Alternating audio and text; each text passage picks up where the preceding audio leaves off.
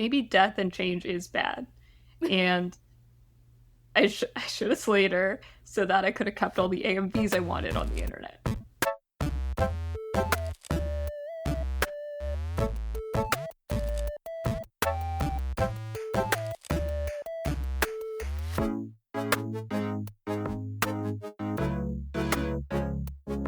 I'm Emmy. I'm Annie. This week we're playing Slay the Princess. But first, some news. And this time, it's some hyper-local news, at least for me. So I'm excited that I get to talk about something that's games related that's going on in Chicago, which is this week I met with a cool alumni from my MFA program. Her name is Reba Elliott. She also was in the writing department like I was, but she is also a printer. She co-founded a press called Meekling Press here in Chicago and now has her own project going. That's something kind of new. It's called Nota Press. She has a submission request out right now for game books. The description is, what games can a reader and writer play together inside a printed text? We will be making a series of short pamphlet-sized things, and we're looking for books as games, games as books, interactive short fiction, choose your path poems, etc. Points of departure could be the Choose Your Own Adventure series, or other game books, nonlinear novels, and experiments translating hypertext into print. And we'll include a link in the episode description to the actual prompt, because you'll want to know about what her website looks like and where to submit if you're interested. But I was super excited about this prompt of hers, not just because Reba was really cool, but because I have been trying to experiment with some interactive fiction myself, and I'm thinking of how I will adapt some of the stuff that I've been working on into a print thing that might work. So she hasn't been advertising this very much, so I figured we could do a little bit of that for her. I was also talking to Emmy earlier about how cool even her business card was, because it contained a fortune within it. So I opened up the card, and the fortune within was a picture of a bunch of little fish. And then it said, if one body isn't sufficient, you will develop at least 50 million mouths, legs, knuckles, eyes. And that was deliciously foreboding for me. That's so sick. Yeah, so if you're looking for, if that speaks to you in some way, and you think that your own work could jive with what Reba is doing, please go take a look at Nota Press. I also enjoy the pun of Nota Press because it really spells out not a press. It's something else entirely. She does letterpress, she's an offset printer, and also perfect binder. So looks like they have the means to make many physical objects that are exciting and cool. Yeah. So that's my hyper-specific Chicago games news. But it's more publishing games, and not even necessarily games, but game books. Yeah. So check it This out. seems really cool. I'm excited to see when it comes out, all of the projects in it. Yeah, I just want to see what other people might be coming up with as well. Just because I love Choose Your Own Adventure books. I read a ton of those when I was a kid, and it probably fed into me liking RPGs now, because an RPG is just a Choose Your Own Adventure with a lot of fancier visuals involved. So that's my news. Otherwise, we've just been, playing games as per usual, other than the main one we'll discuss. Which we didn't even mean for it to be a spooky season game necessarily, but release schedules really lined up perfectly for that. It did. It's perfect. I was having a good time editing it because I was like, ooh, spooky, scary. Do we want to chat about games besides the main event of Slay the Princess that we've been playing? Oh, sure. We could do a very small state of Silksong, but I know you haven't been playing as much. I just wanted to let everybody know that I have now entered Act 3, and can I just say what the fuck? That's mostly how I'm feeling about it. And I will spoil one thing for you, because I think it will get you interested in playing again. Beastlings. You know how there's the Bell Beast? There's little ones. The Bell Beast is a working mother. She has a single mom who works 2 jobs and loves her kids and never stops. And there are little beastlings, there are little Bell Beasts, and they're involved now. So the Bell Beast is really cute. That does make me want to play again. The Bell Beast is hands down the best thing about Silksong, in my opinion. And if anything ever happened to her, I would go on a murderous rampage. And now there are beastlings that I also need to protect.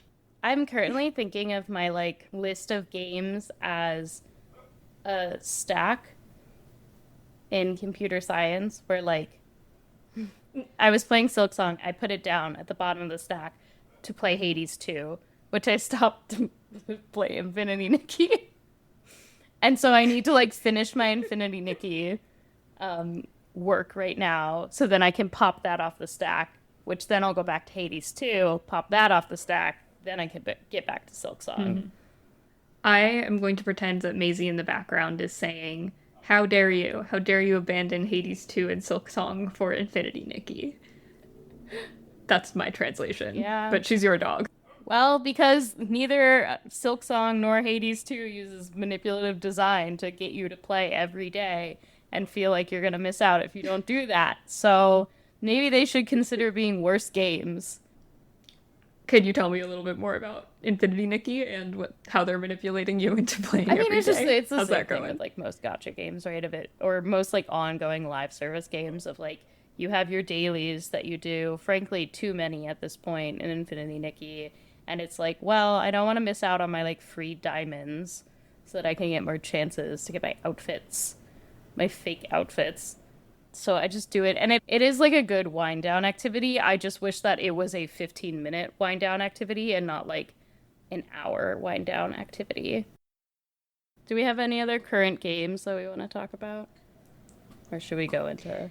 No, it's not that I'm not playing anything. Like, I'm also on and off playing strange antiquities.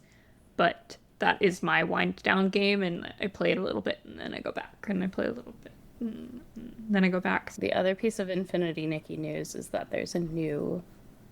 They just announced the new banner.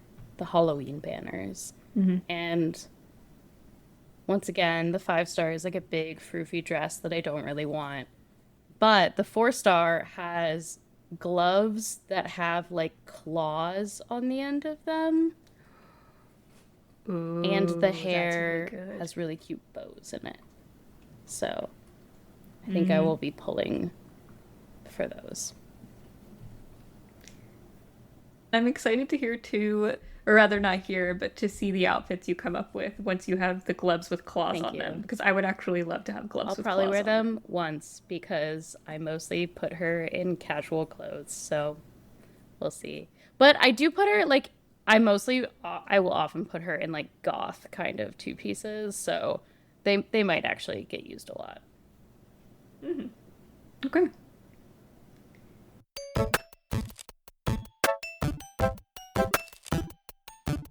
Can I show you something? I'm thinking now about my shiny new computer, which I guess we could say for the podcast listeners that this is the first episode we're recording on my shiny new gaming PC, which me and my friend built together, and I'm so proud of it. And I showed it to friend of the pod, Robin of Girl Mode, and she said, LMAO, it's such a gamer rig, which is true.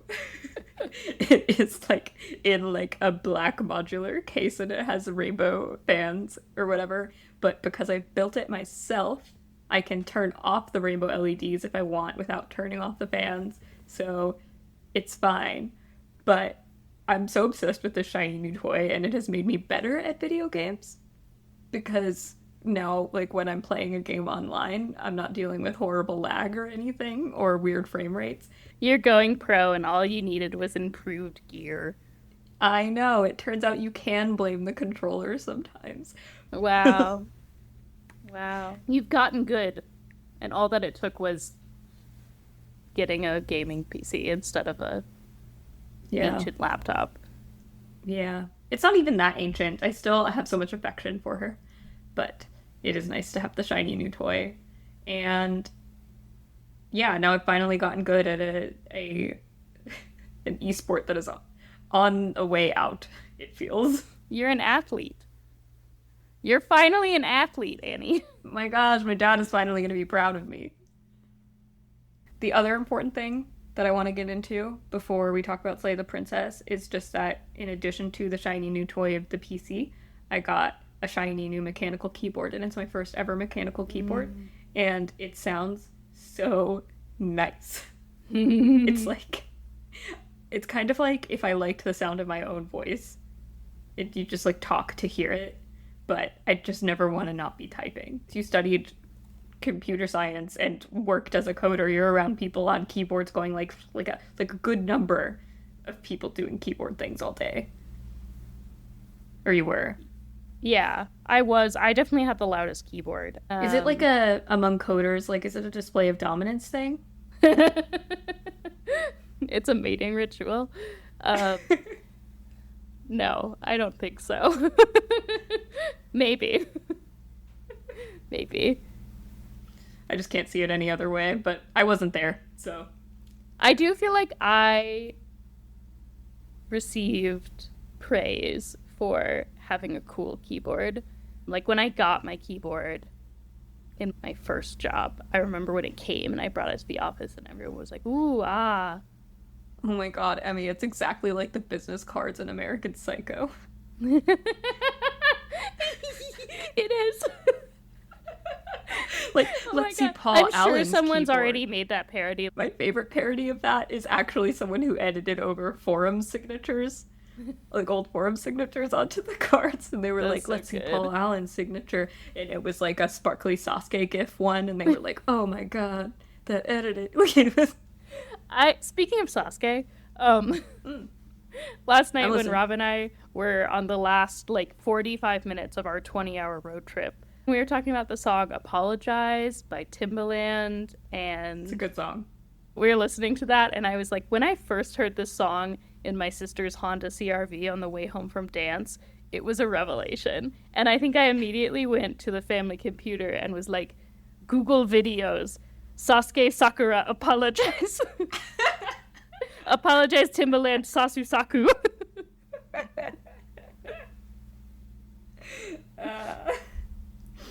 That's pretty good. And did you find what you were looking for? Yes, Good. many. I still have a dream of making a music video edit to Little Black Submarines by the Black Keys for, you're gonna hate this, for Walter White from Breaking Bad. It's the perfect song to me. I never watched Breaking Bad, so I can't affirm what a great choice that is, but I'm sure it's great. You know the song though, right? Yeah, of course. Okay, good. That's all. Should we talk about Slay the Princess? I think that Yeah, speaking actually... of Apologize by Timbaland, should we talk No. about Slay the Princess? Perfect. Okay. So off of that impeccable transition, the game we would like to talk about today is called Slay the Princess. It is a visual horror novel game developed by Black Tabby Games and released in October 2023. The version we played was the pristine cut, an expanded and finalized version of the game, which was also launched on consoles and published by Serenity Forge. The premise is simple. You as the player character start in the woods and are directly addressed by a narrator who instructs you to follow a path to a cabin, go to the basement of that cabin, and slay the princess imprisoned there. When you press, you learn you're supposed to slay her because her survival or escape would mean the end of the world. The story unfurls from there as you explore the consequences of your chosen actions, whether to slay her or save her or some secret third thing. Black Tabby Games is made up of husband and wife team Tony Howard Arias and Abby Howard. Tony said in an interview with a Rumia dev that the first ever visual novel he played was Hatoful Boyfriend, which rocks, and I feel like that explains a lot about how this goes down. Abby, meanwhile, got into visual novels from her work in comics. She's the artist for all of the game's varied artworks. Their first game, beginning release in 2021, was Scarlet Hollow, an interactive horror mystery novel which is being released episodically. 4 episodes are out now, and 7 total are planned, so saying was is actually not quite accurate. It's ongoing. There are about 50,000 extra words in the pristine cut of Slay the Princess versus the original, which was about 140,000 words in length, and that was longer than the team had initially imagined, thinking they'd go for about 60,000 words for the script. With Slay the Princess, they wanted to operate within tight constraints, a to-the-point pitch, limited scenarios requiring reusable hand-penciled artwork, and minimal music. That was so they could continue development on Scarlet Hollow while making another complete story. The game is fully voice-acted by Nicole Goodnight as the princess and Jonathan Sims as the narrator and the hero. It turns out the couple were fans of the Magnus Archives, so that's how they found him. And I admit for myself that was a huge draw of playing this game. And for those who don't know, the Magnus Archives is a horror narrative podcast which is co-created by Jonathan Sims, and he is also one of the main voice actors for it. So they spent a lot of time listening to his voice already. Slay the Princess was on many gaming publications' best of lists for 2023 and was nominated for a good number of awards from the Horror Game Awards, the Independent Games Festival, and was even nominated for a Nebula for 2025. And we played it. Emmy, what drew you to this game? Do we even remember how we were introduced to this one? I don't remember. I assume that I heard about it from you, or I saw chatter going around about it online. I guess in that time it would have been on Twitter. So I probably added it to my wish list then, and it's just been languishing on my wish list since. I think one of the reasons is that visual novels feel like a big commitment to me, in the same way that like watching a movie, even though it only takes like 2 hours, is more of a commitment than watching like 2 hours of a TV show I've already been watching. And I think part of that is just I'm not able to like multimedia. If it's an ongoing TV show, if I'm watching Bob's Burgers, I'm not just sitting and watching Bob's Burgers for 2 hours. But with a movie, I'm going to sit and watch a movie for 2 hours, and I'm not going to be like playing a game or doing something else. So I love my podcast games. And a visual novel is not a good podcast game because you're reading and you want to be immersed in it. So I tend to put off things like visual novels, even though I always really enjoy the experience, because I'm like, oh, I just want to like turn brain off, podcast game TV. I don't know. I understand. So I think that's one of the reasons that it sat for a while. But I'm really glad we played it. I'm excited to talk about it. I'm glad we finally played it, too. I think probably what happened is I saw the buzz about it, and I was like, Jonathan Sims? Visual horror? Sign me up. And then I bullied you into playing it. Bullied is a strong word. But yeah, I don't think you needed to bully me into playing this. In terms of the horror vibes, it's not... Because it is, like, the pencil-drawn style, and the music is minimal, and it has more of a fairy tale kind of setup, it's not something that I struggle with in terms of the horror aspect. Because I do really love, like, folk horror and fairy tales, that kind of view of horror or subgenre of horror. So I didn't need to be bullied into playing this one. It was a mutual agreement. It was a mutual agreement. We shook hands on it and everything. Yeah, we did a spit shake. A blood signed pact. in blood actually would have been more appropriate for this game, yeah. I feel. And yeah, as far as the horror goes, it was very much more atmospheric. And then because colors were also very minimal, it's like black and white and red on occasion. I feel like the scariest it got is when it did go a little more gory, and then you would hear perhaps some bones snapping, some viscera hitting the floor, but manageable. So that's how we ended up deciding to play. And I'm glad you bring up also thinking about it as kind of more of a experiential load, I guess. Like, there's a higher threshold you have to cross in order to get into it, because you do have to be so locked into a visual novel. You can't be doing other things. That's kind of how I feel like when I want to watch a movie that I would need to watch subtitled. Like, it's the only thing you can't be doing because you have to be looking and listening. Yeah, and you like can't. I mean, this is also just me hating to miss things. Like, I think some people are okay with like, oh, they miss like 30 seconds of a movie, they don't need to rewind. But like, I have a really hard time with that. So it's also like, oh, I also don't want to be interrupted. So it actually was really good. I was playing it while my partner was at class or something. He wasn't there. So I was just sitting in the dark on my couch playing it with the sound on for 3 hours straight to the end in one sitting, and then started revisiting to go through multiple paths. But yeah, it definitely feels like something you have to sit down and commit to, which feels like just the hurdle of getting over it is a little higher for some reason. But then once I'm doing it, I'm like, I'm happy to just be doing this and not be doing several things. It just, there's an extra sort of hump. For some reason, I always think of that as like activation energy in a chemical reaction. where you just need like a certain amount of something to get over it and get it started, and then it happens. So, speaking of playing through it once and then going through multiple endings, can we talk a bit about the mechanics? The like unique, I think, treatment of the mechanics of reiteration in this game. Yes. So, like we said earlier, at the beginning of this game, you are playing as a hero. A narrator tells you to go slay the princess, and then you are presented with a bunch of different options where you can question the narrator about why you're doing this. You can just go on toward the cabin where the princess is. You can decide not to go to the cabin. You can just leave. And there are different consequences to all of your choices that you make. So, once you get to the cabin, there's a knife that you can pick up or not, and then you can go down to the basement, and the princess is there, and she may have a different tone of voice when you greet her, depending on the circumstances, and then you get some choices, which are either to just slay her, stab her immediately, or talk to her a bit. It's either dropping your knife or not dropping your knife. You can try to save her, and things unravel from there. What kind of choices were you making at first? So, this is interesting because I feel like I said a thing when we first started this podcast, which is that I have a really hard time like making the bad or like wrong choices in a game. And I find it interesting when a game is able to make me do that and feel comfortable with it, because the very first thing I did was be like, I'm not going to the cabin. Like, what's going to happen if I don't go to the cabin? And being really stubborn about it, which is, I don't know if you played through the path that has the voice of the contrarian.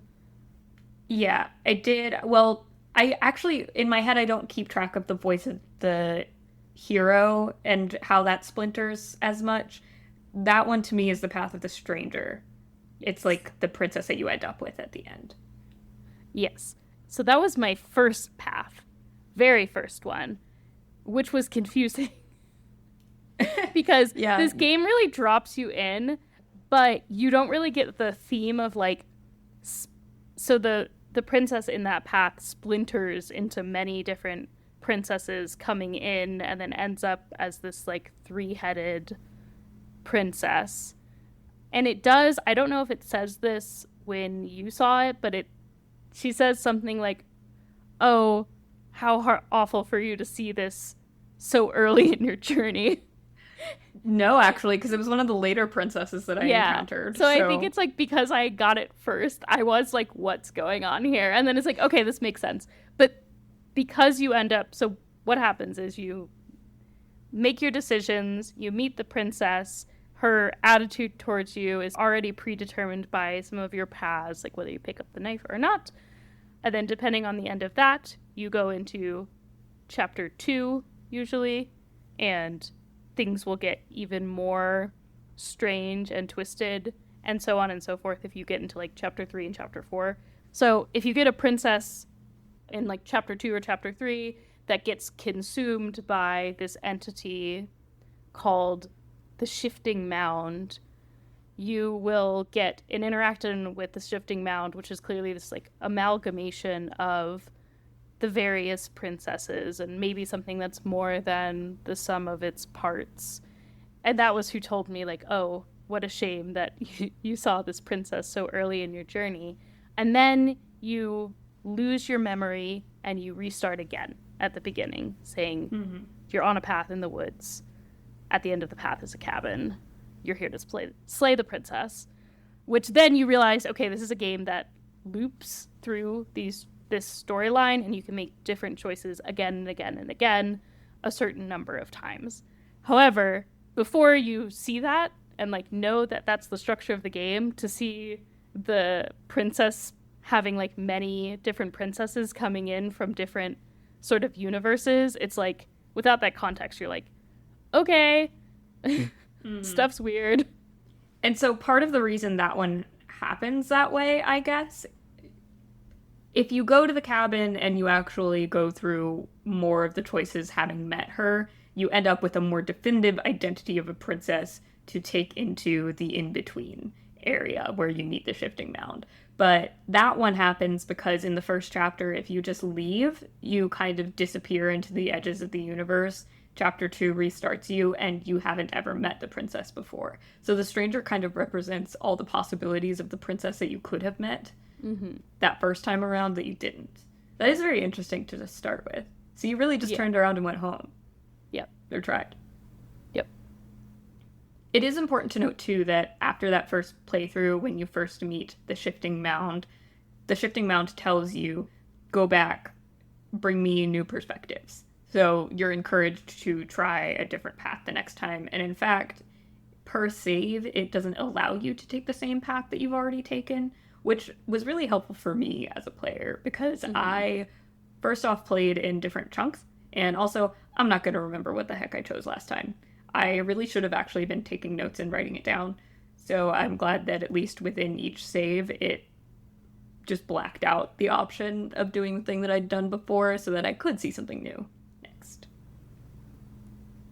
This game is a game that makes me want to break out a spreadsheet or reverse engineer the logical branching in the code. Just to be able to think about it easier.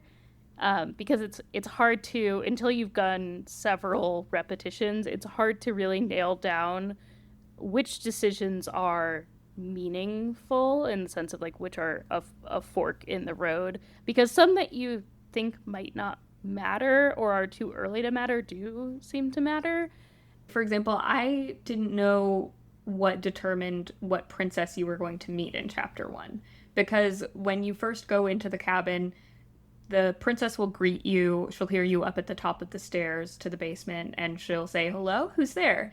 And she'll have a few different tones of voice. There's one where she just seems nervous and innocent. There's another where she seems already adversarial despite not having spoken to you.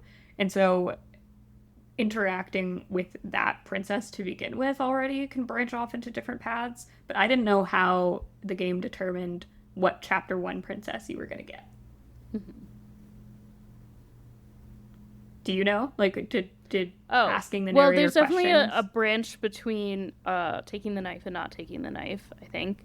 It also might just depend on your history in the game, what you've done thus far. True. Anyway, that was interesting to begin with. I was bad at keeping track of how things would go down.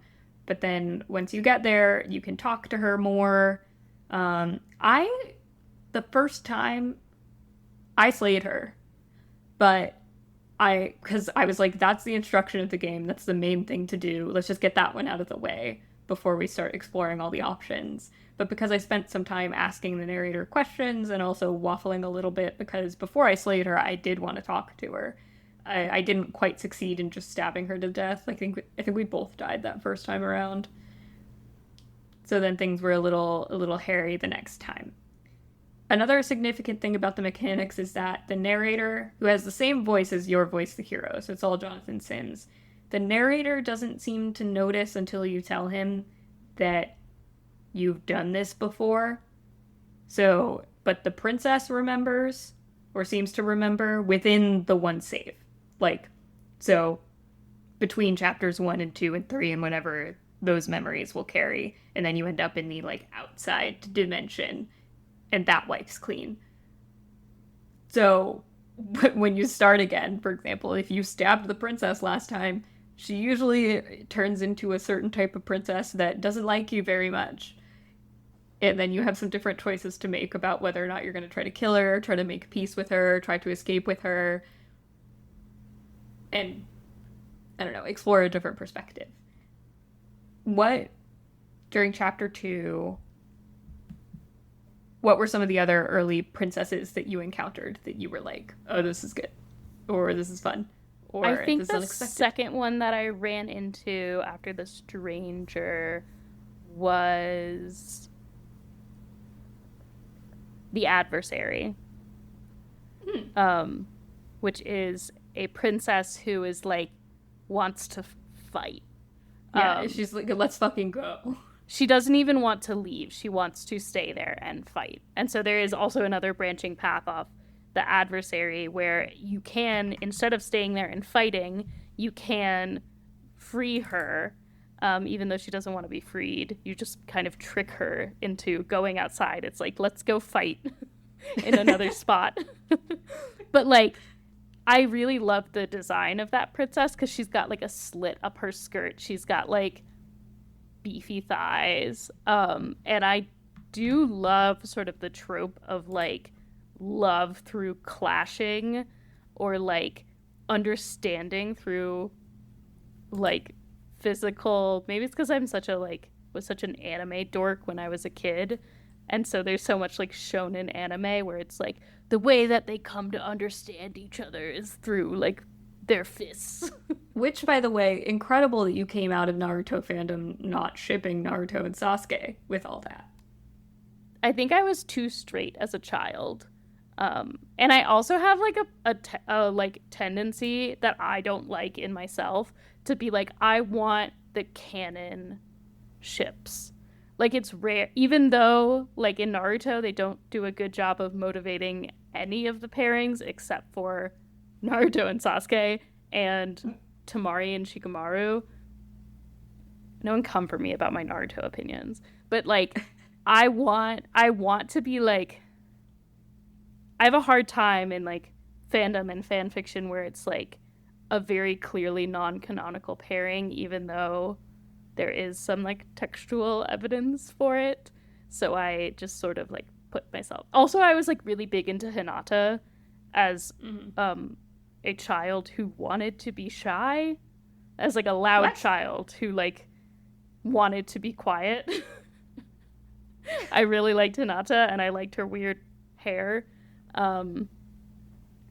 And so I think I was really pro Naruto Hinata because that's what Hinata wanted, which then prevents Sasuke from, you know. So I think if Hinata wasn't in the picture, I would be Naru Sasu all the way.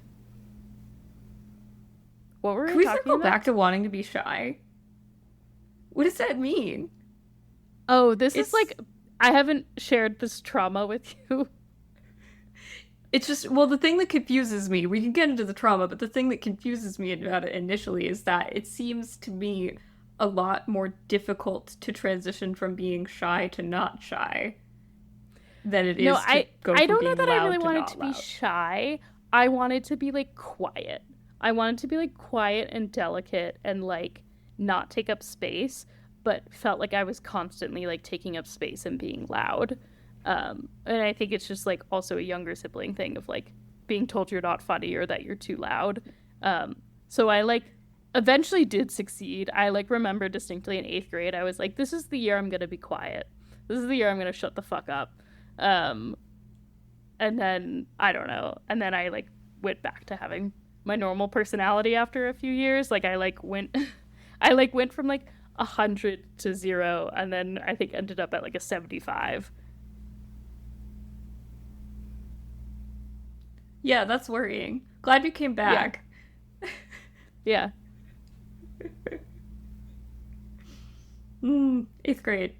Not a great time for anybody, I feel. It's not, although I like definitely went from being like very in the throes of puberty to like I got my braces off. Like I was like I'd finished growing.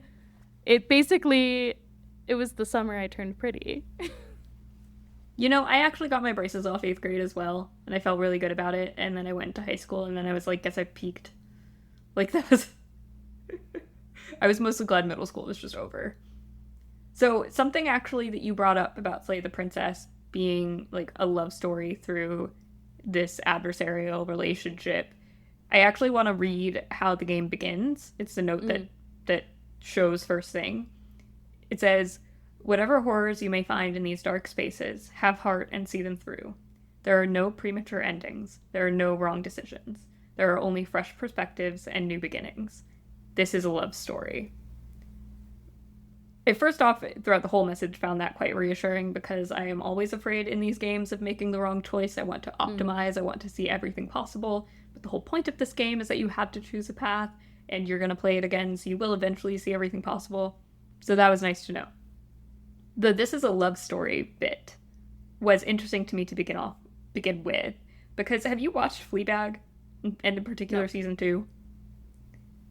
Season 2 of Fleabag, the first episode opens with a cold open from a character who she breaks the fourth wall a lot. She turns to the camera, and there's this traumatic thing happening at the moment. Like, the main character's sister is freaking out, yelling about something, and it's like funny and hectic. And then Phoebe Waller-Bridge turns to the camera and says, "This is a love story." And that came out like, oh my gosh, we were in college still in college when season 2 was airing. So I kind of wonder how much the cold open of "This is a love story" came from that. Genuinely, because it was such a moment, and it was Yeah. so. When I read "This is a love story," I went into it going, "Really? Like, we're doing Fleabag right now?" And then I went in. But I do see how it's a love story. Yeah. For me, I think it just evoked, like, I mean, the character you play is called the hero, or the voice that's always with you is the voice of the hero. So there's sort of you, there's the voice of the hero, there's a third voice. Sometimes there's even more voices, but the one that seems to almost always be with you is the voice of the hero. So like the hero and the princess, and like the fairy tale sort of hero saves the princess, except you're here to slay the princess, blah blah blah. They're meant to be together. You want me to ship them? I'll ship them. I'll ship them so hard, especially when they're fighting with each other. I think that rocks. Of course. Man, I saw a note. I didn't get every single ending or reveal every princess, but I saw a note that there's one where she eats you or some part of you. And cannibalism is like the highest form of love to me in horror. Like, to become so one that you consume each other.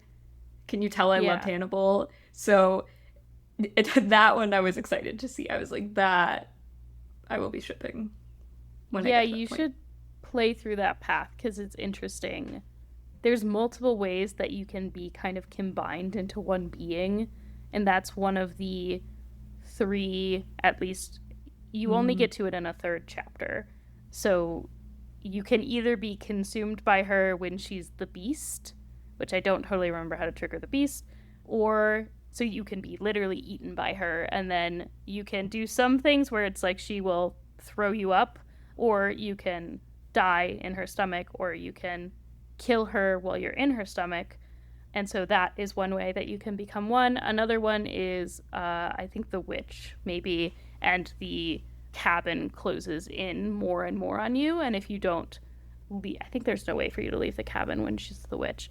But that also combines you into one being in chapter 3 called The Forest, I believe. You just get squished.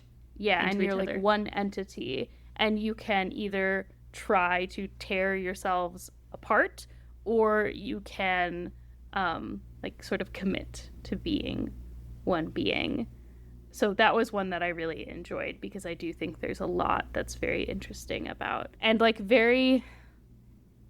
it gets invoked all the time by like sex and romance, right? Of like coming together, like being one, being inside someone else, and like going from 2 separate beings to a different third being rather than the sum of 2 beings, which I think is also like replicated in the shifting mound and your character as like the embodiment of many things, but also somehow more than the sum of those things. I'll try that one again. The witch is actually one of the first princess that I encountered, and she's this kind of like cat-like design. She's got the little like 3 mouths. You know what I mean? But I don't remember where I ended up after that with her because I haven't encountered the witch again. What were some of your favorite princesses?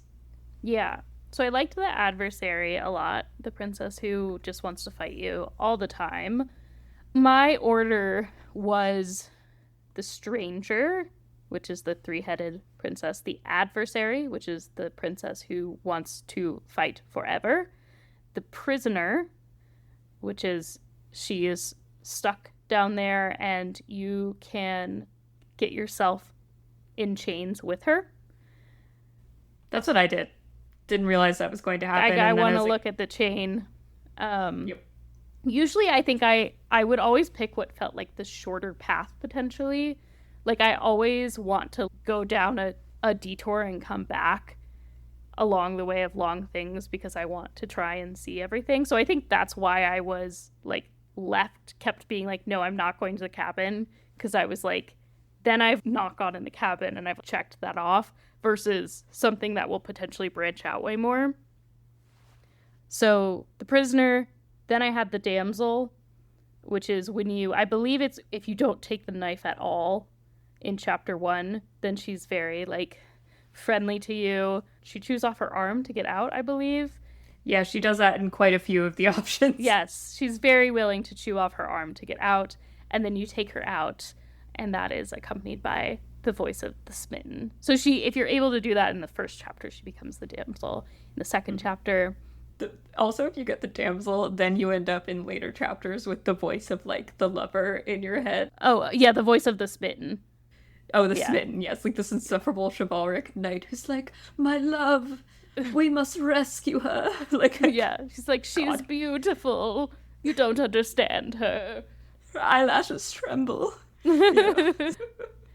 And then my final one was the nightmare, which went 4 chapters, and I didn't know if that was because it was at the end of my playthrough or if that was just like because of the choices that I made. From what I can tell, it's just the nightmare has a lot of options to go off of. Yeah with it, where you can choose to become one with it, where you can try to defeat it, etc. So I think that's why it's longer is all. I tried several endings off of that one, and so that's your first like full playthrough, like all the options that then melded into the shifting mound in the final confrontation. I didn't write that stuff down. I should have. Well, what were some of your favorites then? So some of my favorites, I do remember actually my first playthrough consisted of turning into, I unlocked the witch, and then there was also like the goddess, I think it's called apotheosis, the tower, sorry. And then, and I just gave in. I was like, this tall, beautiful, glowing woman is telling me that I should just submit, and so why not? And she's so tall. She's so tall and you so exist glowy, to be stepped on by her, and she can get taller and taller and taller. Yes, she can. And then the nightmare. The nightmare seems pretty easy to get into, but I think my favorite one was the thorns one. Did you encounter the thorn? So from what I can tell, the thorn happens when you at first say you're going to help her in the first chapter and then decide actually no, you're going to kill her. And so the next time you see the princess in chapter 2, she is in a basement that is completely covered in thorny vines and she's trapped within them. And I felt so bad looking at her like that. So this time I offered to try to get her out, and she was like, really? You're going to do it this time? And you really do help her, and that was what I got in the ending. The thorns, it was like a redemption thing, despite her distrusting you for very legitimate reasons the first time around. And I really like this design, and I also like the idea of these thorns. I never went back to that and betrayed her again, because I didn't want to. It felt too mean. I also did really enjoy the design of the witch. I enjoyed the design of the tower goddess.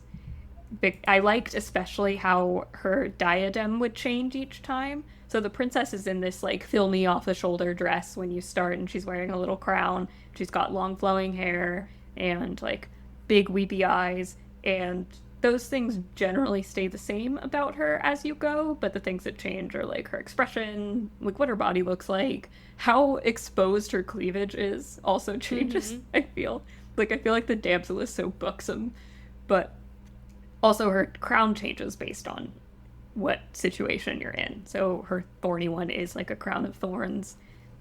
And I also really enjoyed, of the ones that I saw, by the way, I actually really enjoyed the prisoner, because That one is so funny. Like, she looks so vulnerable, but she actually seems to be the one way more in control, and you end up just as trapped as she is.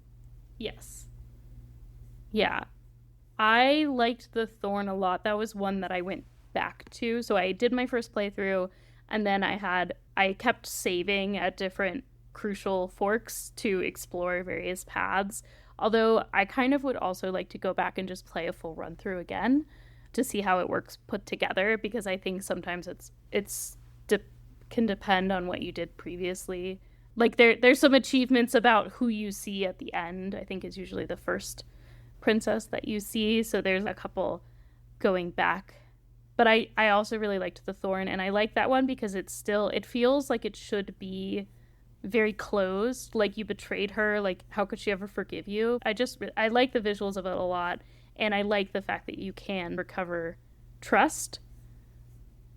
I'm just a real sucker for a redemption arc, so it's like my favorite story to me. I forgot one of my other absolute favorite designs, princess wise, even if I didn't love where the story ended up going, but the Fury, so sick. She's got like an open rib cage with like a beating heart, and she just wants to liquefy you. Yes, I spend a She's so lot of cool. time in that one. Going back to that one, I did a lot with like the tower and um the Fury. So cool.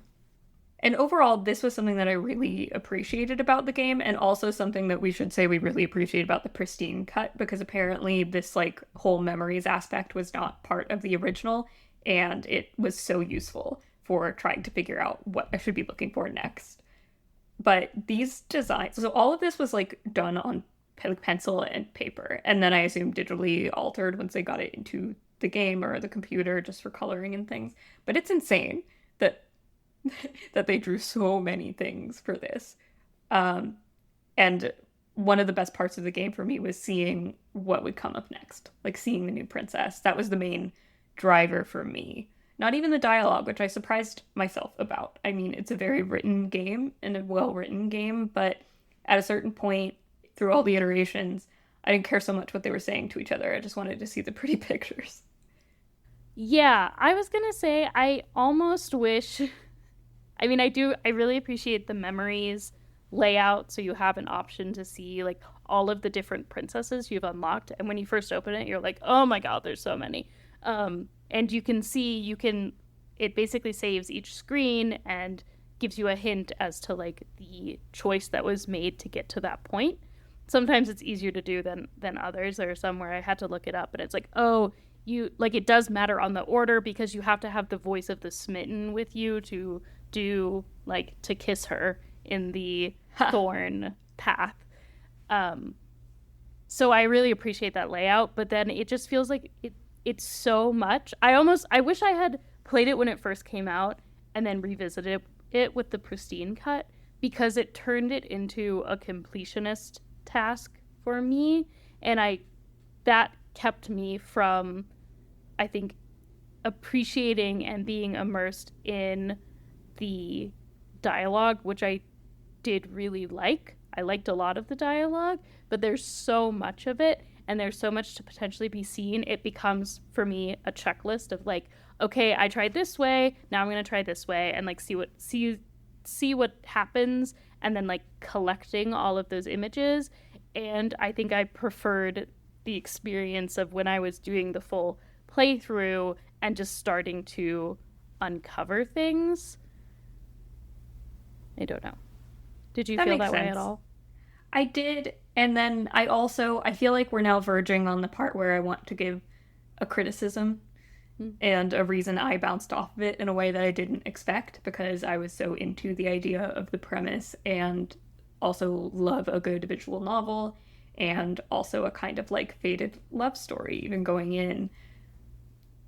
So the whole point of the game and the motivation of the game is to collect all of these different princesses, these vessels, and get them to the end in one Yes, way or or collect another. But enough of them.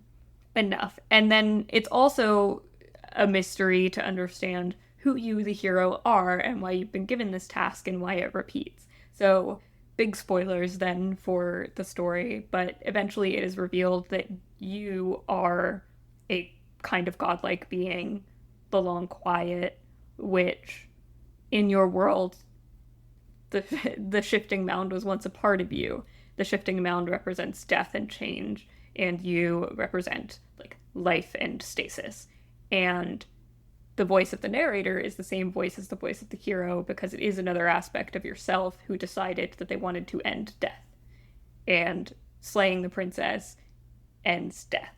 So in the end, when you confront the shifting mound, a collection of all of the possibilities of this princess, you're essentially deciding, as the Long Quiet, whether or not you want to end death in the world. And there are a few different ways that can happen or not. You can either choose to ultimately truly slay her, you can choose to like meld with her again, or go on alone in one way or another, but that is the ultimate outcome of the game. And partly I wasn't encouraged or didn't feel the need to complete this game, even though I'm normally a completionist, like to get all the princesses, because after a while the conversations felt so very samey on this subject, and also because I think I was disappointed with that being the ultimate quote-unquote meaning of the game. And this is gonna, and maybe it's just because this is just like my very strident belief, like that I cannot be convinced to change in any way or another, especially not like a narrative that I need to go experience and make choices about. But like, death is a really important part of life. Like, no freaking way would I end it. Sorry, like despite all the grief and everything. So that is a theme that has been explored so freaking many times by so many different types of media throughout the millennia of human existence that I was a little like, I thought we figured this one out already, guys. Like, yeah, it feels a little bit like a false conflict. Yes, exactly. So I didn't feel compelled to go experience the argument about that conflict over and over, because to me, there's like not an argument. I was like, wait, battle. What do you mean end death? We all know that ends badly. Like, we all know that sucks actually, despite death also sucking. Yeah. I'm curious to know how you handled that too when it was revealed. Well, one, I think that I'm glad that you just recapped the framing. It's not really a frame, but the encapsulating story.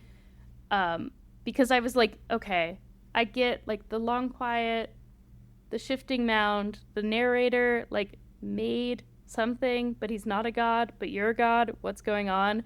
I understood that like the Long Quiet was sort of like everything else, and then the shifting mound was like death and change. But the way that you just summarized it like helped me clarify a lot of things, especially the relationship of the narrator to the Long Quiet or yourself. I think to me, I wasn't paying that much attention, or at a point, I wasn't paying that much attention of the conflict in the encapsulating story of like ending death versus not ending death, because to me it feels like a false conflict. I'm like, I'm gonna choose to end death to see what that storyline looks like, but in no real way do I ever think it would be a decision that makes sense. It just feels like one of those like baby's first ethical dilemma, where it's like, but yes. Sure, I guess that sounds I'm trying to like and I really love this story. Like, I love a lot of the writing in this. I think it's really beautiful. So I don't want to come down as like, this is for babies or whatever. But I do think that like, it's one of those like, sure, it like sounds great, and then you think about it for more than 1 second and it's like, no, obviously you need this. And I feel like it's been explored to death. Haha. In so many forms of media where it's like, oh, like death, it's so painful and like blah blah blah, but ultimately it's a part of life, and like change is a part of life. Like, I think we all like, like you said, it feels like that's already been settled. Mm-hmm. And like, I'm an adult who has grieved before, so maybe that's why I'm sitting here like old hat about it.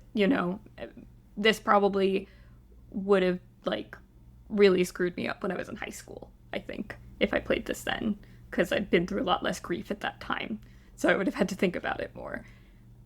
But I think partly then that also dampened my enjoyment of the rest of the game, even with the interactions and the good dialogue and the fantastic vocal performances, because it all felt so very impersonal. And I was mulling over this because I was like, they're not really characters, though.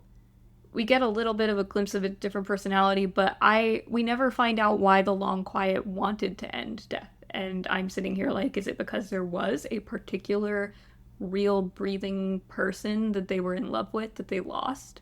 I wanted to know more beyond just like these concepts.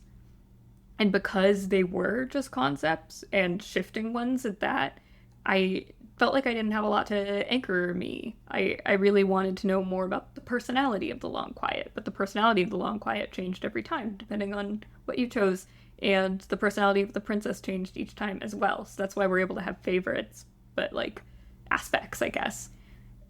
And what it really reminded me of is actually, have you ever read This Is How You Lose the Time War by Max Gladstone and Amal El-Mohtar? It's a very acclaimed sci-fi novella that is about these two women who are like interdimensional time traveling agents representing different factions. And you don't really understand what their fight is about, but they are constantly in communication with each other because they are like following each other's tracks and setting traps for each other. And it's an epistolary novel, so they're leaving letters for each other. And it is also, in the end, a love story. And people really like that book because the prose is really beautiful. And, of course, who doesn't love a love story? But I remember reading it and being disappointed because, in a very similar way, I felt very unmoored from these characters because they don't really have names, they don't really have lives, there's just this. And while the prose was very beautiful, it also felt very abstract. I was like, that's a cool turn of phrase, like the sound of it. The heck does that mean? But what does it mean is a question that I kept wanting to ask of the descriptions. And I realized that my discomfort with that novella, despite appreciating so much about it, is very similar to the disappointment I felt when playing Slay the Princess. It's kind of like, I think it does try to grapple with it to some extent of like, as the hero or your character, as the Long Quiet, you keep saying like, oh, it seems like, I don't know, that was like some other like timeline and it's fine. And the narrator keeps saying, no, it's not fine. Those were like, that was an entire world of people that you doomed and that you killed. And it's sort of, I think it's impersonal. I don't know any of them. Yeah. But yeah, you don't know any of them. You never even see a glimpse of it. And so I think it's so, it makes sense that it's so impersonal because like they're gods. It's supposed to be like sort of above it all. But because the stakes are so high and it's so above it all, it kind of feels like there are no stakes. Yeah. And this is something that I don't blame this particular game for, but another reason it doesn't feel like there's stakes necessarily is because it's so easy to start over and play again and just choose a different path. And that is definitely a fault of like the medium in general, and I don't know how you overcome that one. It's kind of like the opposite problem of a roguelike where there's no stakes because you just start over again, but everything must remain the same because you have to be able to start over again. Yeah, I don't know. I wanted to love it so much more than I think I did narratively, despite loving everything about I thought the structure was really cool and invited you to do more. I loved all of the design choices. I think it's so cool. Again, vocal performances, Jonathan Sims, you're a genius. I also actually went after this and looked up. You haven't listened to any of the Magnus archives, have you? Despite you recommending it many times. Many times. Sorry. I love it. I've re-listened to it a bunch. At this point, I actually do put it on to fall asleep at night because it's so comforting, despite it being literally a horror podcast where eldritch beings are dismembering people. Puts me right into dreamland. But he also is a novelist in his own right. He had a book come out in 2020 called 13 Stories, and then because of this game, I went and looked up and saw what else he was doing lately, and he had another one come out in 2023, so I bought that. and I'm excited for more Jonathan Sims here. But yeah, I just wanted it to be, I wanted it to feel like it meant something, whether the characters meant something to me or the concept and the conflict, and it doesn't. A lot of style, not no substance, but like I'm still hungry after that meal. Yeah.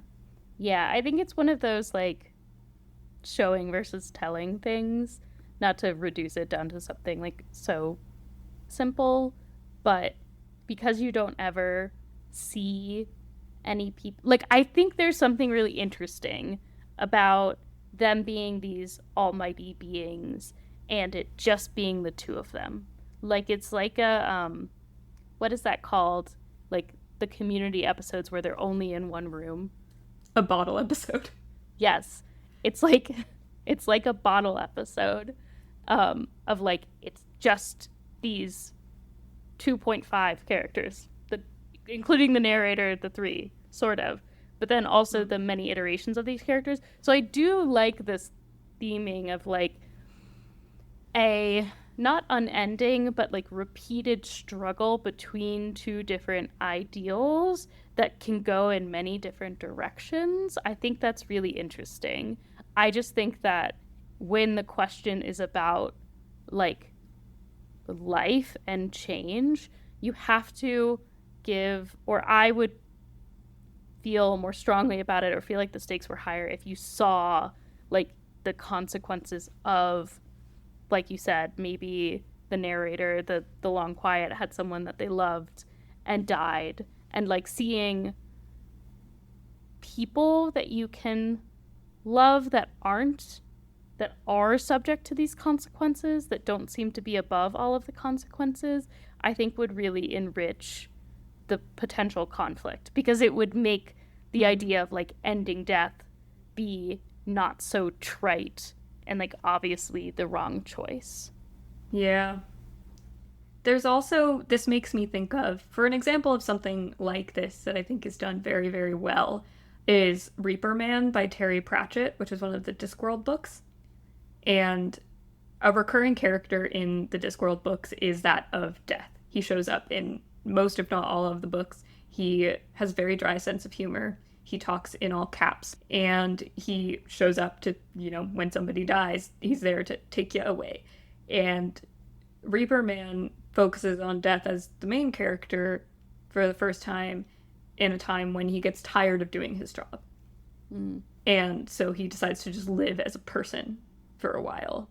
And it kind of helps him understand why his job is actually important, like because he lives among people and learns to love one and forms relationships, and he's reminded like, yes, despite being tired, I have to do this, like, and I will keep doing this. And that was really, really poignant because there was such a human and individual aspect to his death godliness that he ended up having to face. And so I was like hoping for something like that to hold on to here, and it just wasn't part of it. Mm-hmm. I am curious to see, though, I'm gonna go pick up their first game, the one that's the ongoing episodic one, because that one is focused on a single location with a lot of characters who mostly don't seem to be concepts or Eldritch gods. So I would like to know what they do with those personalities. Yeah. I, just in terms of other media that this reminded me of, I was thinking again a lot about fairy tales and the Dimension 20 season Never After. Okay. Which I think has a lot of similar theming about like reliving, living different lives that are sort of have the same beats or structures or expectations, and the idea of like fairy tales and folklore as like constant reiterations of like people grappling with themes. I would really recommend. In college I took, not taking this class because I don't know that it is offered or accessible, But I took a class called Fairy Tales and the Construction of Childhood, and I really loved it.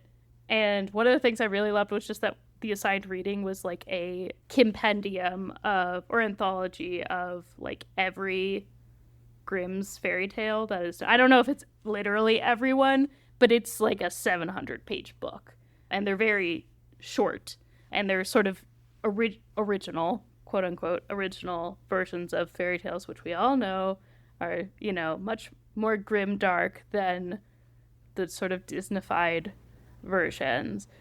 And also just a lot more random. Yes, yeah, and a lot more sexual. It's Mm. very interesting. I think like the like grappling it with it because it's like a coming of age, like adulthood kind of grappling with that stuff. Anyways, like Never After grapples with similar things of like who decides what this story is that has been told and retold for thousands of years, and what is there a canonical version? Why would we accept a canonical version? And what does it mean like for the characters within those stories to be made and remade? So I think all of that is very interesting. I don't really know what I want to say about it besides the fact that I like it. Love that Arnie Thompson, and then there's one more name now, but I only think of like the Arnie Thompson fairy tale index, where they all fall into certain categories.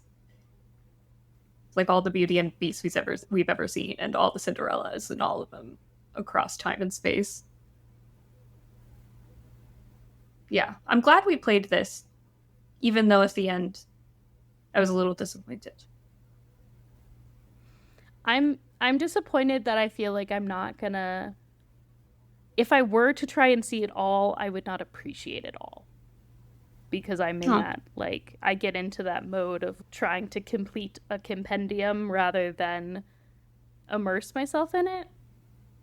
I don't know. It feels like a give and take. There was some really beautiful prose in it, though, that I would, like, write down. And then, yeah, sometimes I'm like, I don't totally know what they're trying to communicate with that. And maybe that's on me. But I think that's really beautiful. Oh, the one other mechanic that I wanted to it's like, I don't know that it really can be called a mechanic totally, but the one thing I really liked, did you ever try to wait forever? Yeah, I did. What about I it? like that there's like a lot that this game is doing with the form of a game that I think is interesting, with the looping and the like encapsulating story with the stories within it and then chapters within those stories. So if you have an option when you're talking to the shifting mound, she says, "Oh, we can wait until you're ready to go back." And then you can say something like, "What if I want to wait forever?" She's like, "You can wait forever, and I'll be here when you come back." And then it shuts down the game. Yeah, it just closes it. I really It just the look closes on my it. face is just like, oh. And I've actually never played either Doki Doki Literature Club or Inscription, but I know that both play with like sort of the form of a video game being an executable program on your computer, and so it does have the capability to kind of break the fourth wall and close the program. And I like when games do that a lot. I think it's really interesting. And so I just wanted to shout that out as something that I appreciate. It was a great little design moment. And when you come back, they're like, okay, so you're ready now? Like, Yeah, they're like, "Oh, welcome back." Um, Another little design thing that I really liked is that your cursor looks like the hero's claw. They're like a raven crow looking humanoid person, and they've got a claw. So that's what the cursor looks like, and it's a right handed one. And then once you pick up a knife, for example, the knife will show in the hand on the cursor. If you get that hand cut off, which can happen in a lot of the options, it swaps to the left-handed cursor. I don't know if you noticed that, but I loved that. It's That's a like, nice okay, touch. right hand no longer an option. We're doing the left-handed claw now. And Yeah. it swaps, which I appreciated a lot. It made me laugh every time. Yeah. I don't know what happens, though, if you end up with both hands cut off. I don't think that they give you a new cursor option after Yeah. that. I was on my Steam Deck, so I did not have a cursor, so that's fun. to know. Oh, yeah, no, I was playing it on my computer. So you get a cursor and it's your claw. And then the claw changes based on things that you're holding and whatnot. Which is usually just the knife. I don't know if there's anything else to hold other than the princess's hand. I'm sorry, we're not following a very clear thread of things, but just the other thing I wanted to call out that I think is a little interesting is the narrator as like a god figure in a way of he's referred to with capitalized he and him, which I think it really evokes the idea of like a narrator as god, which was then making me think back to Death of the Reprobate and like predetermination. And I do think that this game, Slay the Princess, gives a lot more to play with in terms of ideas of like choice and predetermination and fate. Mm. It does. And especially because that narrator also, sometimes he has a lot more power than in other paths, but sometimes the narrator can just be like, okay, fine, you're not listening to me, so I'm just going to narrate that you're going to do the thing I want you to do, and then you sort of have to do it. And sometimes you can resist, sometimes you can't. But he's not really omnipotent because every instance of the narrator has to learn that things are happening over and over. And it's almost like the narrator is just an offshoot of, like a single instance of an offshoot of the greater god that is the Long Quiet. Mm-hmm. But it is pretty funny when he gets fed up and he's just like, nope, you're stabbing her. You're stabbing her right now. Yeah. I do like the voice of the contrarian. I found very humorous. At one point he says, "New plan, let's make more of her." When the stranger is splitting into multiple. It's pretty good. So, I mean, in the spirit of apologize and Narisasu, what's the soccer one? Sasu Saku, yeah. If you were going to choose a song to put together a music video of The Long Quiet and The Shifting Mound, or The Hero and the Princess, what song would you pick? And it's okay if there's multiple, because I feel like different songs would describe the relationship between different. No, I've got one. It's Apologize. Oh my god. What, for the Thorn? Just for any of them. No, I'd have to think more about it, although I think that's a pretty good choice. Do you have one in mind? Let's go through some of the like very classic AMV song that people would choose. For example, anything by 30 Seconds to Mars. Evanescence. This Is War. You could just do like a bunch of, where the awful Jared Leto is singing like, the martyr, the victim. I can sing better than this, I promise. But in any case, like, you could just be flashing up different princesses. Like, which one's the martyr, which one's the victim, which one's the soldier, which one's the civilian. Easy peasy. Yeah. You said Evanescence?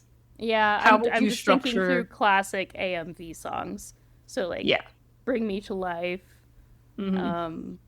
Oh my god, that's a perfect Shifting Mound song. Yeah, it really is. Wake Me Up. Yeah. Wake Me Up inside. I have another song. And it's the song by Matchbox 20 that's like, I believe the world is burning to the ground. Oh, well, I guess we're gonna find out. And then you would be able to show, like, the world ending in the final confrontation with the Shifting Mound. And then be like, let's see how far we've come. And I would show, personally, for that bit, the option of, like, leaving the world together and, like, starting a new world.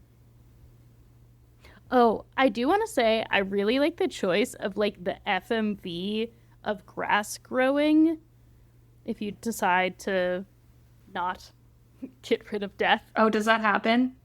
I don't quite remember. I didn't get rid of death. It's like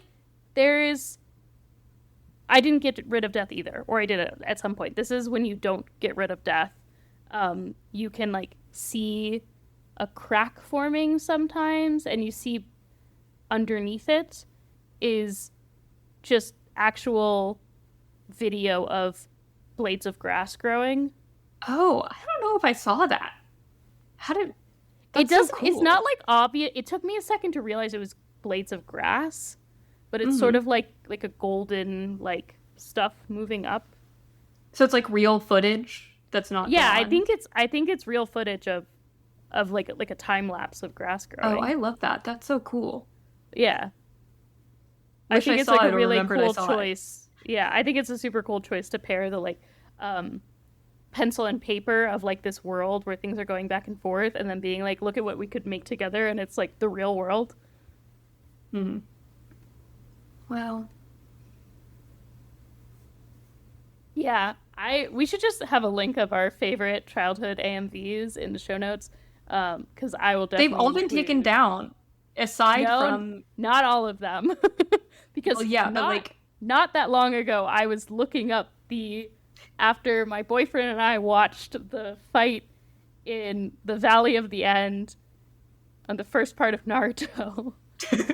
There is an AMV set to a German like rap metal song, Das Omen, and it's so sick.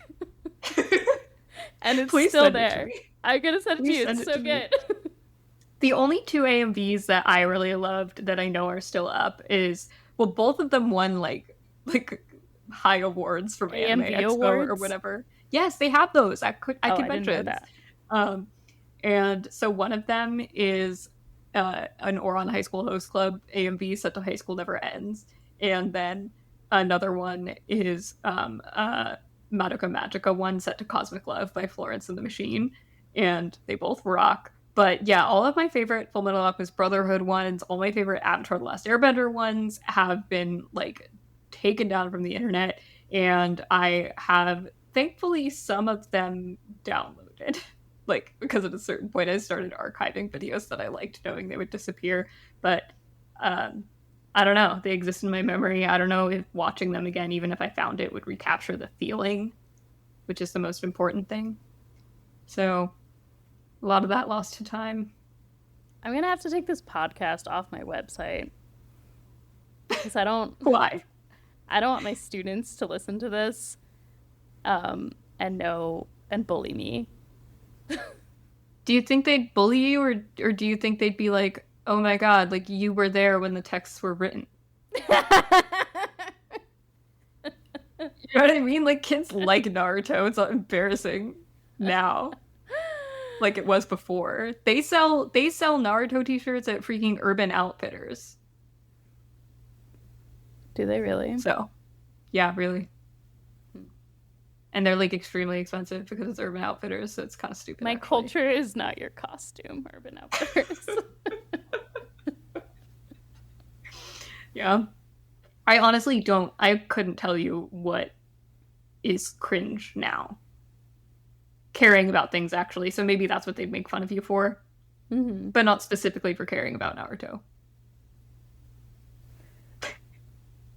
Yeah. I was also going to say something I wish I had saved, which we've talked about before, is a fanfic set in the world of Bleach.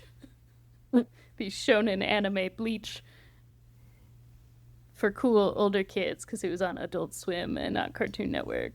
Um, I just really loved it. And I found the author of it and her current Tumblr, and I asked her about it, and she was like, oh man, that's old. No, I don't have a copy of it anymore. Sorry. Damn. I was like, Yeah, this is why I "Damn." download PDFs of everything I ever enjoy at this point because I know it could be gone in a heartbeat. The shifting sands of time. Maybe I do agree with Slay the Princess. Maybe death and change is bad. And I should have slayed her so that I could have kept all the AMVs I wanted on the internet. Yeah. Oh, Is there well. anything else we want to say about Slay the Princess? If what they wanted was to make a game with a really tight pitch and constrained execution, they really did succeed. Like I think that it was like the perfect premise and the perfect sort of premise to work with for those constraints.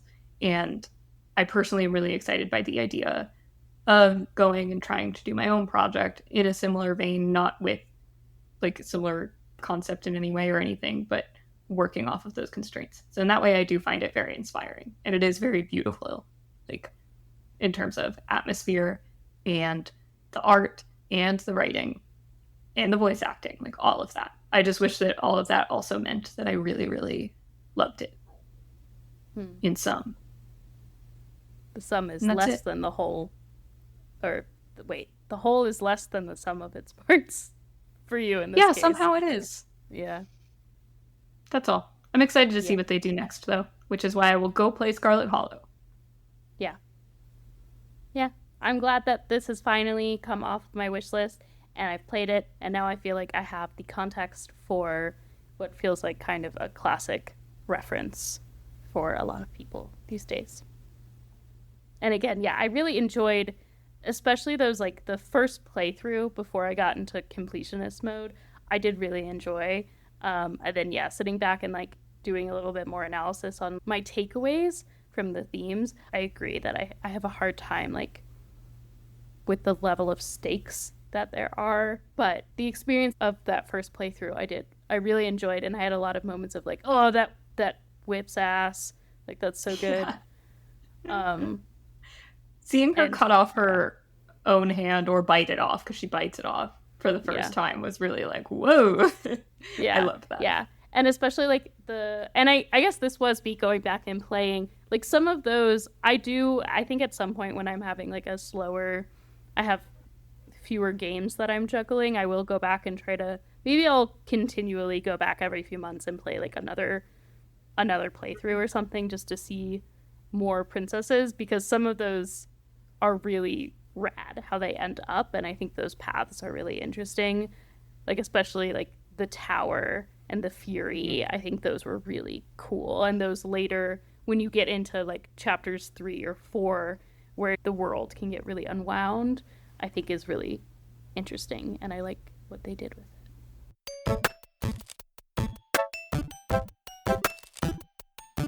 Do you want to talk to me about some of the upcoming Yes. games? Wow, you just made such a cute little expression. I'm excited. I'm excited. Tell me more. I wanted to talk about Unbeatable, which comes out November 6th and is a rhythm game where, quote, music is illegal and you do crimes. Seems like in addition to doing the crime of music, maybe you're doing some other crimes.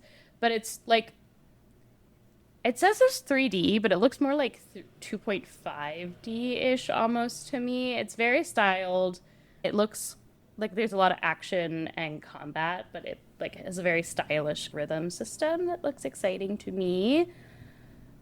Two games that I wanted to shout out for friend of the pod Robin, who loves to be a little mouse. One, she streamed on Annie and Her's channel, Parallel Players, was Winter Burrow. She streamed the demo for it, and I'm really into the vibe of this one. It's got like a storybook kind of aesthetic. It's a survival game similar to Don't Starve. You play as a little mouse returning to their aunt's home, and then they find that it's in disarray and their aunt is missing. So you go about trying to gather materials, restore the house, survive in the woods while you search for your aunt. I do actually like the sound of that a lot, and I also am behind on our own channel, and I didn't watch Robin streaming demos when I wasn't playing myself, so I gotta go check Yeah, that out. I'm it looks really like it would just really hit the spot for me. Another game where you are playing as a little mouse is Whiskerwood, which comes out November 6th. And that is a city builder of industrious mice building a city under their cat overlords. So I just also wanted to shout that one out for Robin because I think she would have interest in both the industrious mice and the cat overlords. And then final one that I wanted to talk about is Possessors, which comes out November 11th. Annie, this is a new game from Heart Machine, who Oh, developed Hyperlight why didn't I know this Drifter. was happening? Yeah. So, I mean, Heart Machine also just stopped development on their game that had been in early access, which was Hyper Light Breaker. Maybe because they're concentrating on this new release instead. But okay, Yeah. I'm listening. Tell So me that more. comes out November 11th. It's like an action adventure platformer. I'll just give a blurb that they have in the description. Play as Luca, the host, and Rem, her less than cooperative counterpart, as they explore a quarantine city ripped apart and flooded by an interdimensional catastrophe. Their only hope of survival is by learning to coexist, which kind of makes it sound co-op-y, but I don't think that it is. I think it's single player. Gotcha. Well, it already like sounds like my jam. Yeah, And I do it's really like their stuff. I was sad, really sad to hear about Hyper Light yeah. Breaker Hopefully stopping. this will hit the spot for you. It does have a similar style that you see in Hyper Light Breaker with a lot of like animation from the attacks, and it's very. Mm. I feel like I keep calling things stylish, but it just is. It's very stylish looking. Is it pixel art or 3D? Um, Neither. It's not really. It's Okay. 2D. It's a 2D side Mm. scroller, but it's not. I wouldn't call it pixel art, Okay. Okay. and that's what I have for upcoming Possessors. games. But I thought maybe you'd be excited about that. I am excited about some of the mouse games as well, just because I feel like I've mentioned this on the podcast before, but I was such a Redwall Mm-hmm. kid, and playing as a little forest animal is very appealing to me for that reason. You know, a mouse, a vole, an otter. Otters and rabbits were also main characters in the Redwall books, and sometimes cats were villains. Although now, I mean, we'll be able to talk to Robin about this later, but I do wonder how she feels and if perhaps there is a war within herself about her desire to play as a mouse and her love for Mm-hmm. cats as non-villainous Yeah. creatures. In Winterboro specifically, it does feel very like I don't know about Redwall specifically, but like you're literally restoring a little burrow in like a tree stump. Oh, that's so cute. It's also like, have you ever played Legend of Zelda Minish Cap? No. I think out of all of the older Zeldas, you might enjoy that one the most because it involves a mechanic where you shrink down very small to hang out with these small creatures called the Minish. And the Minish live in like tree stump cities and repurpose big people-sized things to be items that are their homes or part of their homes in ways you'd enjoy. Like they'll live in a clay pot that's on its side or a shoe or I do whatever. love that. I And don't know why it just feels it it feels makes me think of good that to too. think about it. It's like borrower Yeah. core stuff. So you should at least look into the very beautiful pixel art that makes up the Minish villages, but it makes me think of that too. Well, They're called the Minish because they're mini. it's so cute. I know, I know. I need to take to my bed to think about how cute that is. You're becoming faint at the I'm thought. fainting. Well, that's all I had for upcoming games. If we want to sign off. I'm good Yeah. with that. There's too many good games to play. That's the I perennial know, issue. I need to clear my stack. The problem with Infinity, Nikki, and maybe I don't know how computer science works mostly, but stack wise, is it possible to put Infinity Nikki in a different sort of stack? Because Infinity Nikki will constantly refresh its place because it asks so much of you every day versus these other games that have a different sort of existence. Yeah. I mean, is it possible? Sure. Is it possible for me? I don't know. Oh no. Oh no. It's a podcast detailing my descent into self-destruction over Infinity Nikki. Or a podcast that expresses our various mental illnesses and coping behaviors in the form of our video game habits. Yeah. Because it's certainly happening for me too. Yeah. I was thinking a lot recently about like games. I feel like this shows up in those like weird mobile game ads too. There's like some kind of fundamental human desire to restore things, to like put them back into place and like return them to their glory. And I don't know. I think that those are the kinds of games that really get me. Not those ads necessarily, but just like I like a game where you're restoring something, whether it's like you're cleaning something or you're like building up a farm, you're returning a town to its former glory. Mm-hmm. It just feels good. I really do too. It's funny though because I we've talked about this before too. I love a chores game, hate a chore in real life. I mean, I love cooking games. Doing and I dishes. do not like to cook in real life. Like, I find cooking immensely stressful because it's like, and I was thinking about this. I think I love cooking games because they have a better user interface than actual cooking does. Because you have all the information you need in like one screen and like everything in front of you for the most part. And then cooking games that I don't like are ones where it like you can't like if you need to like check a recipe, you can't like pause and check the recipe and it like continues. That's real life cooking is things are on the stove or you have to turn the stove off and then maybe you're like fucking up whatever you're making to like check something and I have to check things so many times.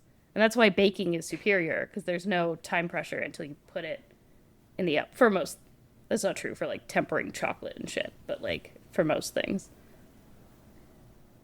So yes, there's no pause button in real life, but Emmy, are you familiar with I'm gonna pronounce it wrong, but are you familiar with like the cooking concept of like a mise en place, mise en place? Yes. But like I'm not running an industrial kitchen. I guess, but you can at least like have the recipe printed out in front of you instead of having it on a phone or that you need to reload and have all the ingredients out in front of you and ready to go so you can just grab it when you go. I want a video game to do that for me. And you're instead. making a face. I was gonna say you're making a face like that sounds like a lot of work. We don't have that much room in our fair. kitchen either. I need a big kitchen.